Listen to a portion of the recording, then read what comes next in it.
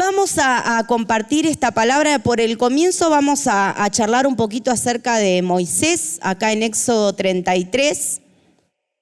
Y esta expresión que está escrita en la pantalla, ¿sí?, es la base para muchísimas canciones, ¿sí? No sé si usted conoce varias, yo conozco varias que hablan de esta frase o esta palabra que dijo Moisés: muéstrame tu gloria, ¿sí?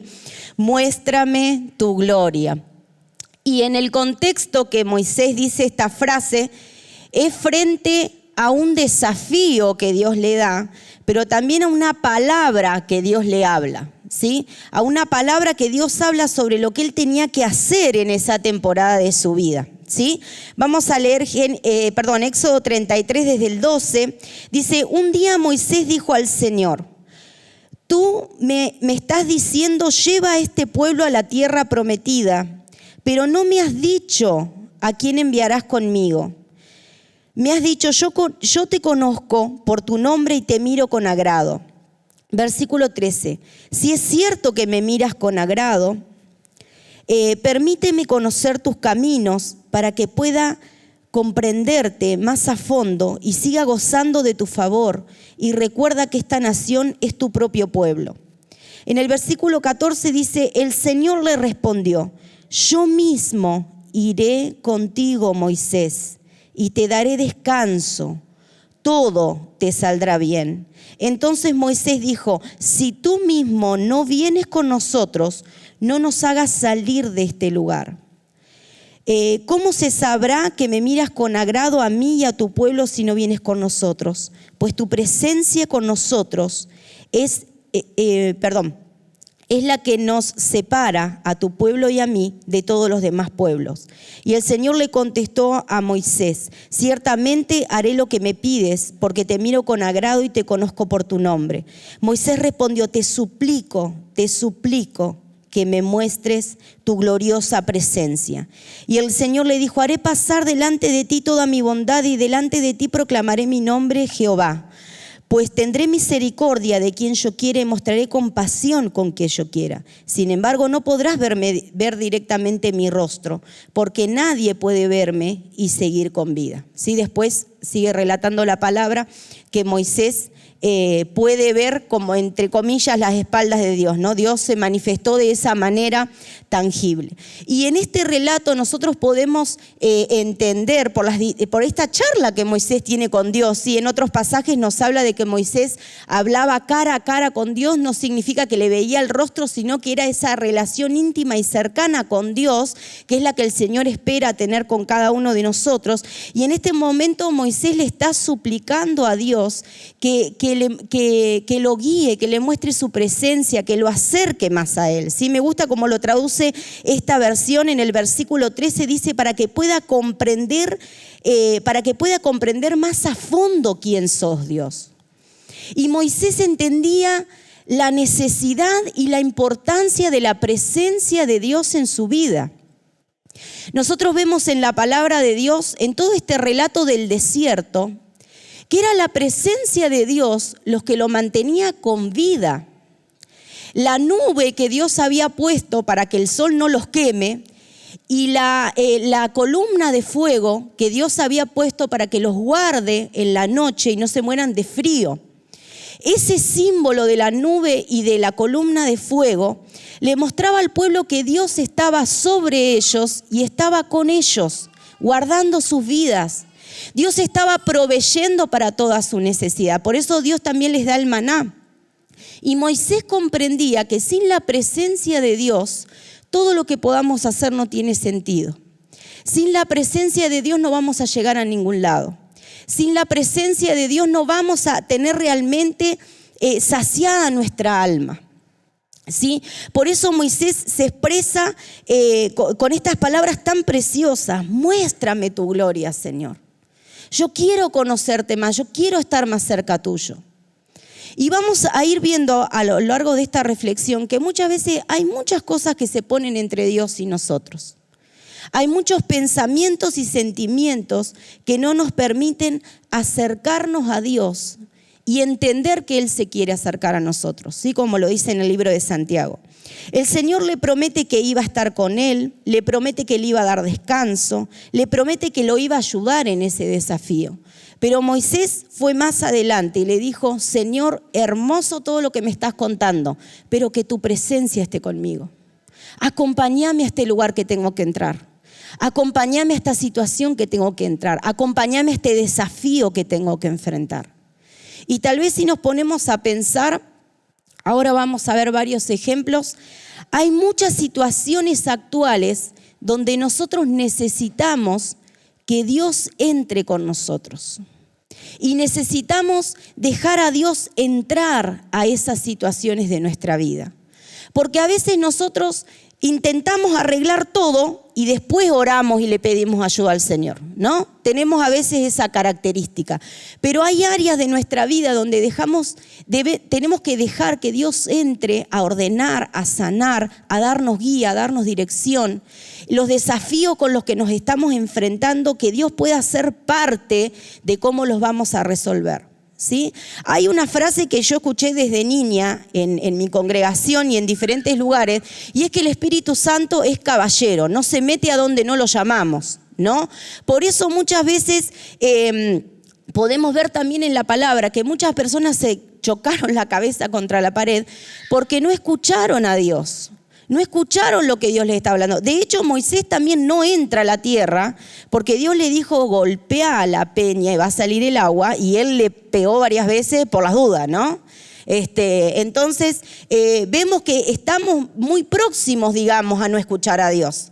Es una línea muy finita entre escuchar a Dios y ser guiado y hacer lo que a nosotros nos parece mejor, porque muchas veces tenemos esa tendencia como personas, ¿sí? Pero en este momento Moisés estaba realmente con una desesperación, clamando por la ayuda y la presencia de Dios en su vida.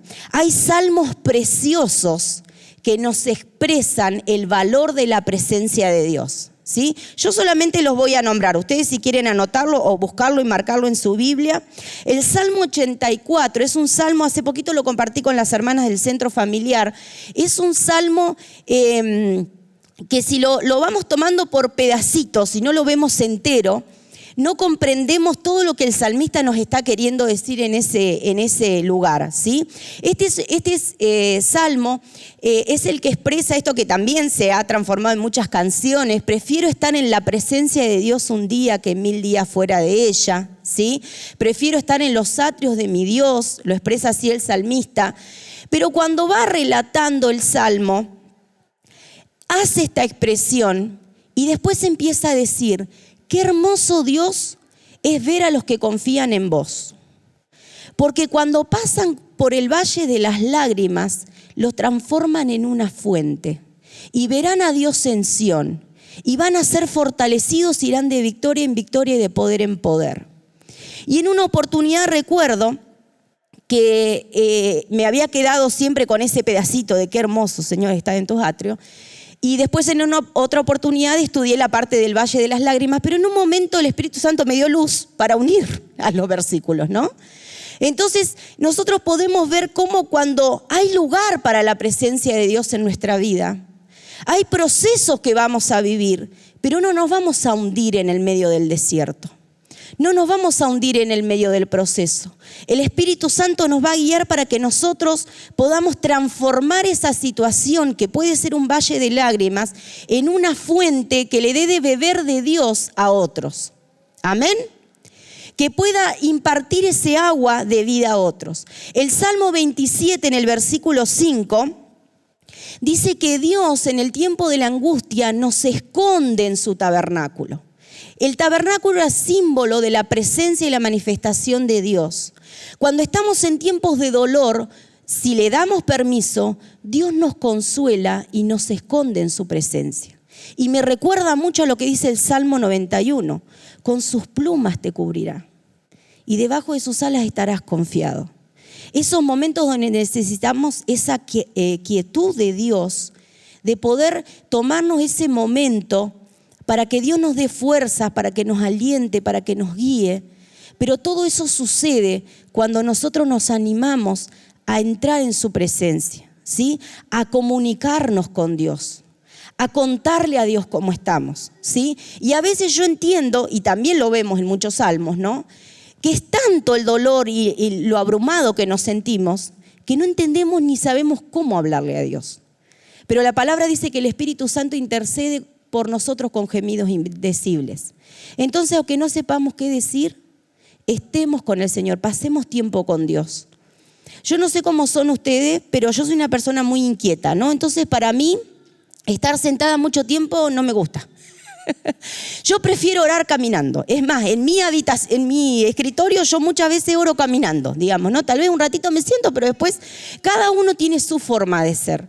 Pero en lo que estamos haciendo, en nuestra cotidianeidad, en lo que estamos cada día trabajando, en lo que sea, tomemos tiempo para estar con Dios. Tomemos tiempo para buscar su presencia, porque es ahí donde están las respuestas. Es ahí donde Dios se manifiesta a nuestras vidas. Y Jesús lo dijo con unas palabras tan dulces y tan preciosas en Mateo 11. Vengan a mí todos quienes, los que están, y yo los haré descansar. Qué palabras tan preciosas. Y a veces en esto de estar trabajado y cansado, uno tal vez no tiene muchas palabras para decir. Pero cuando nos tomamos ese tiempo para estar con Jesús, las cosas empiezan a cambiar. Tal vez no cambia lo de afuera, pero Dios empieza a cambiar adentro. Dios empieza a cambiar nuestra vida, nuestros pensamientos, la forma en la que nosotros miramos la situación que estamos viviendo. Dios nos empieza a dar ideas, nos empieza a dar entendimiento de cosas que tal vez no veíamos. Pero todo esto sucede en su presencia. Por eso Moisés le decía, Señor, mostrame tu gloria. Mostrame tu presencia, mostrame lo que tengo que hacer. Y brevemente quiero que repasemos algunas historias. No vamos a buscar todos los pasajes, yo simplemente se los voy a mencionar.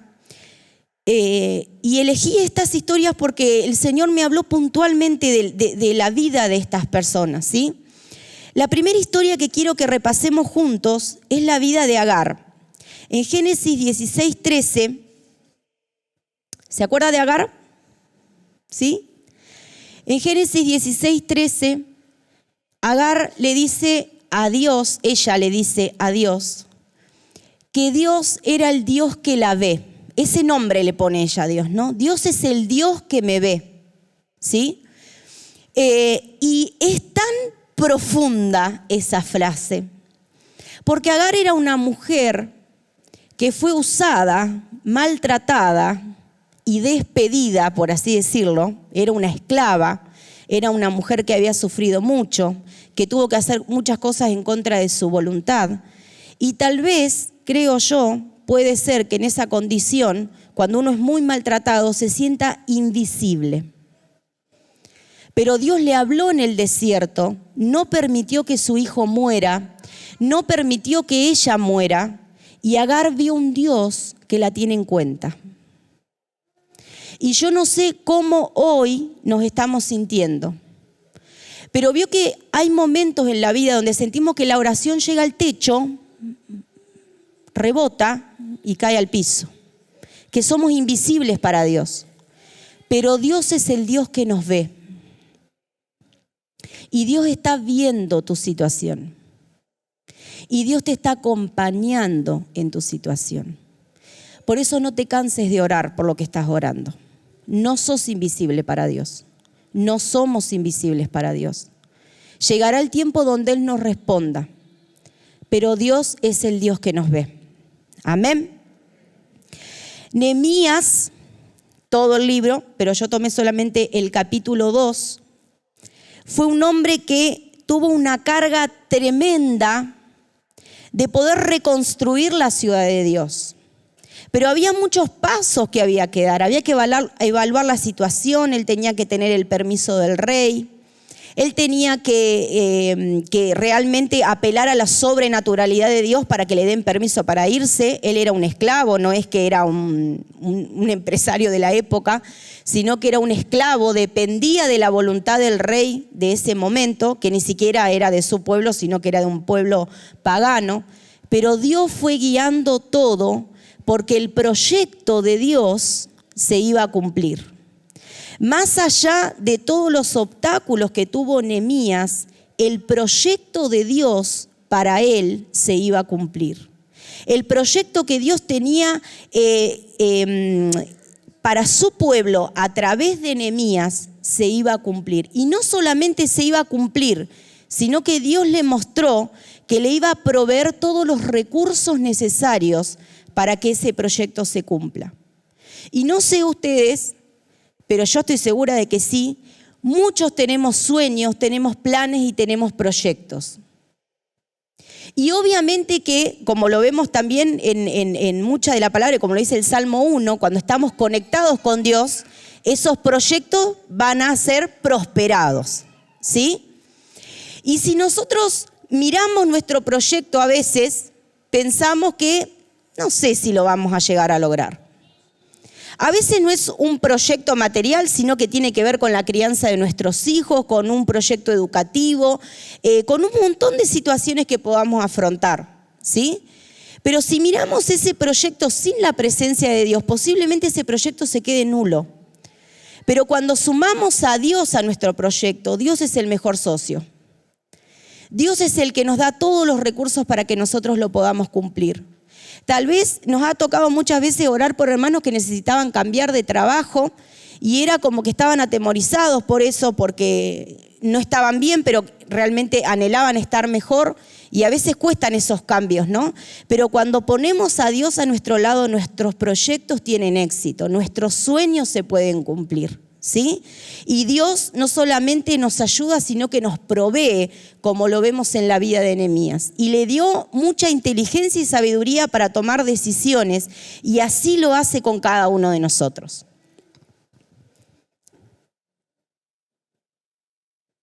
Quiero ir un poquito más hacia el fondo del Antiguo Testamento, o sea, los profetas.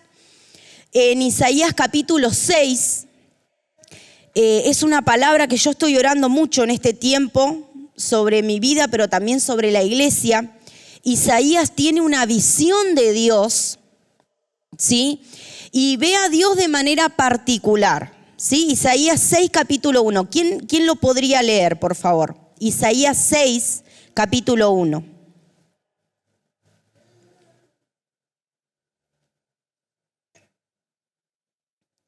¿Alguien que lo tenga?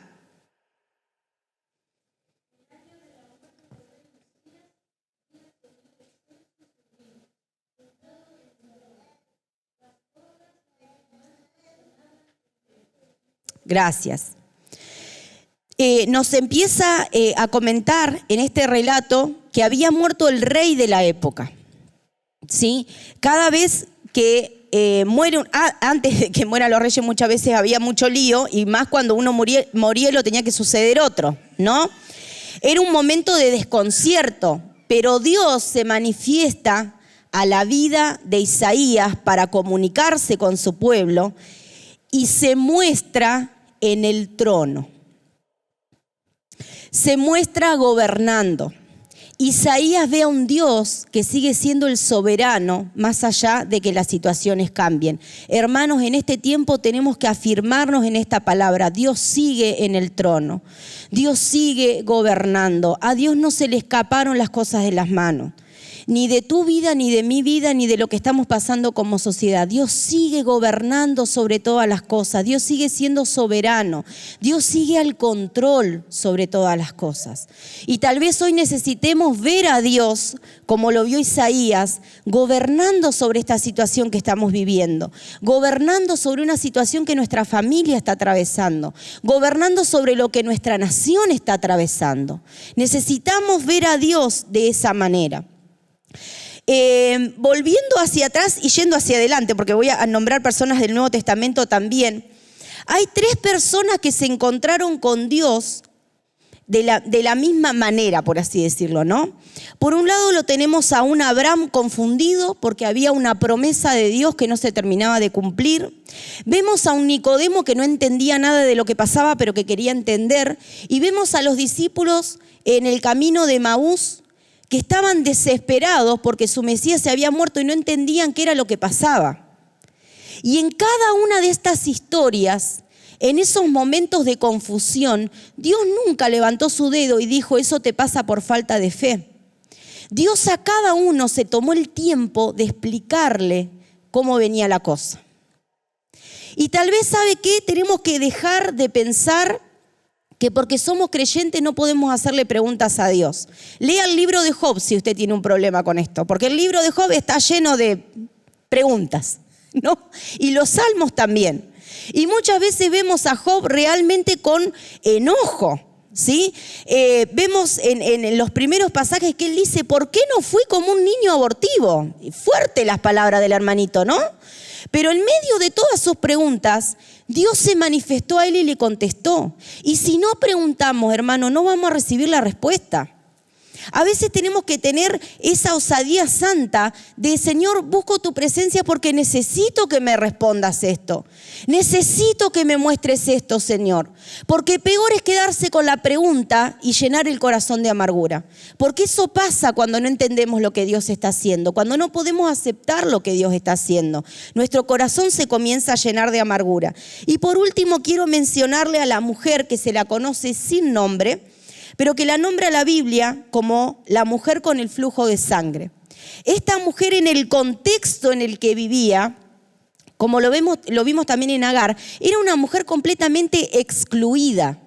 Ella no podía tener contacto físico con nadie porque según la ley era una mujer inmunda. Ella no podía tener esposo, no podía tener familia. Y nos dice la Biblia que era tal su desesperación que todo su dinero lo había gastado en médicos y nadie le había podido ayudar. Yo trato a veces de ponerme en contexto de lo que está pasando para poder entender el milagro que Jesús hizo en ese momento. Jesús no solamente sanó su cuerpo, Jesús sanó el alma de esa mujer. Porque Jesús la miró y no le dijo, ¿por qué me tocaste? ¿No? Si bien vieron que los discípulos es como que lo trataron ahí medio sarcásticamente. Ay, Señor, vos preguntás quién te toca, mirá toda la gente que hay. ¿No? Pero Jesús quería llamar la atención de la mujer. Y podemos ver a Jesús lleno de compasión y de gracia, mirando a esa mujer a la que nadie se le iba a acercar. Es más, yo creo que más de uno la empujó como para que se corra, digamos, ¿no? Vemos a Jesús que no la discriminó, sino que la amó y que atendió a su necesidad. Estamos en un tiempo donde todos estamos apurados y corriendo y atados muchas veces a la tele, a la compu, al aparatito, y estamos siempre ocupados con algo. ¿Y cuántas veces nos cuesta que alguien se siente y nos escuche un ratito? Y esta mujer encontró todo eso en Jesús. Alguien que la vea, alguien que la escuche, alguien que la sane, alguien que la comprenda, alguien que no la discrimine y alguien que le cambie el futuro. Y tal vez hoy esta sea la forma en la que necesitemos encontrarnos con Jesús. Cada una de las historias que yo le fui nombrando, tal vez alguna de ellas haya hecho un poquito de ruido o haya despertado algún pensamiento. Y tal vez esa sea la forma en la que nosotros necesitamos que Dios muestre su gloria en nuestras vidas y encontrarnos con Dios de esa manera. Ahora, yo antes de terminar quiero hablarle de algo. No sé si a usted le pasó alguna vez, seguro que no. Cuando yo era adolescente, a mí me decían, Dios te ama. Amén, decía yo. Y después me lo volvían a decir, Dios te ama, vos sos valiosa para Dios. Íbamos a los campamentos y era todo lo que nos decían siempre, ¿no? Y nosotros también lo hemos dicho. Y todo muy lindo, digamos, ¿no? Y qué bueno. Y la Biblia dice que Dios nos ama tanto que dio a su Hijo y demás. Pero esa información se quedaba acá. Nunca bajaba hasta el corazón. Porque a veces hay como una especie de cortocircuito entre la verdad de Dios y lo que nosotros sentimos que es Dios. No sé si usted me entiende. Nosotros formamos nuestra imagen de Dios por la cultura donde vivimos, por la familia, por las experiencias, por cómo nos dijeron que era Dios. Yo me acuerdo hasta el día de hoy las plantillas que usaban las maestras de escuela bíblica y que Jesús siempre tenía la banda pintada de rojo. Entonces siempre de adolescente hacíamos el chiste de que Jesús era de River, ¿no? Acá se ponen contentos los hermanos. Gloria a Dios, dicen. Y para mí Jesús era como ese dibujito que me mostraban ahí, digamos, ¿no? Cuando un día vi un documental que decía que por los rasgos Jesús sería más de un rostro más parecido a la cultura árabe, qué sé yo. Yo decía, pero si Jesús era el que me mostraban en los dibujitos, ¿no? Y eso no es grave, porque de última ya veremos al Señor cuando nos vayamos para allá. El problema es que a veces lo que acá dice, yo pienso que no es para mí. Que Dios me ama, todo muy lindo, pero yo no siento que Dios me ama. Dios la vio a Agar, pero Dios a mí no me ve. Dios le respondió a Abraham, pero Dios a mí no me responde. Y es entonces donde tenemos que empezar a entender por qué yo no puedo entender que Dios me ama, por qué no puedo creer que Dios me ama, por qué no puedo aceptar que Dios me ama. Y vamos a tener que pensar un poquito para atrás. ¿Quién no nos amó y nos dejó esa marca? Que de ahí tendríamos otra prédica para armar, ¿no? Pero esa fortaleza, como las nombra Pablo, que muchas veces están en nuestra cabeza, que Dios nos dice, yo te amo, y nosotros decimos, no, Señor, a mí no me podés amar. Esa fortaleza que se forma en nuestra mente y en nuestras emociones, muchas veces tiene que ver con la culpa. Yo no soy tan bueno para que Dios me ame. Yo no hice tantas cosas para que Dios me ame. ¿A cuánto nos ha pasado que porque no estamos desarrollando un ministerio pensamos que nos alejamos de Dios? Mire, una oportunidad el Señor me habló tan fuerte que me dijo, mira, si vos te quedas tirada en una cama porque estás enferma, yo te voy a amar igual, quédate tranquila. Para mí fue un golpe. Porque para mí amar a Dios era hacer un montón de cosas. Y cuando no podía hacer algo era como que, ay Señor, me alejé de tu presencia. Y Dios quería que esté con Él, no que ande corriendo atrás de un montón de cosas. Porque a esto nos llama el Señor. Es hermoso el servicio. Yo le contaba recién de mi grupo pequeño, pero no podemos descuidar el altar por andar corriendo atrás de un montón de cosas. No es sano, ni es bíblico, ni es lo que Dios quiere. Primero estar con Él, después salir corriendo a trabajar y atender un montón de cosas. Muchas veces, como en la comunicación se nombra esto como el ruido, ¿no? Eso que nos impide entender el mensaje. Y tal vez tenemos que pensar en esa fortaleza que está en nuestra mente. Y como leí hace poquito en un libro, empezar a sacar ladrillo por ladrillo para desarmarla. Y se lo quiero mostrar con dos ejemplos bíblicos. Por un lado lo tenemos a Gedeón en Jueces 6. El ángel se le aparece y le dice, varón esforzado y valiente, el Señor está contigo. Y Gedeón le contesta, si Dios está conmigo, ¿por qué estoy así? ¿Por qué estamos así? Si Dios está conmigo, ¿por qué estamos así? El ángel le dio una palabra. Gedeón dijo, ajá, todo muy lindo, te equivocaste de pueblo, debe ser el de al lado, porque Dios acá no está. Porque su condición de vida le hacía creer que Dios ya no estaba con ellos. Por otro lado lo tenemos a David.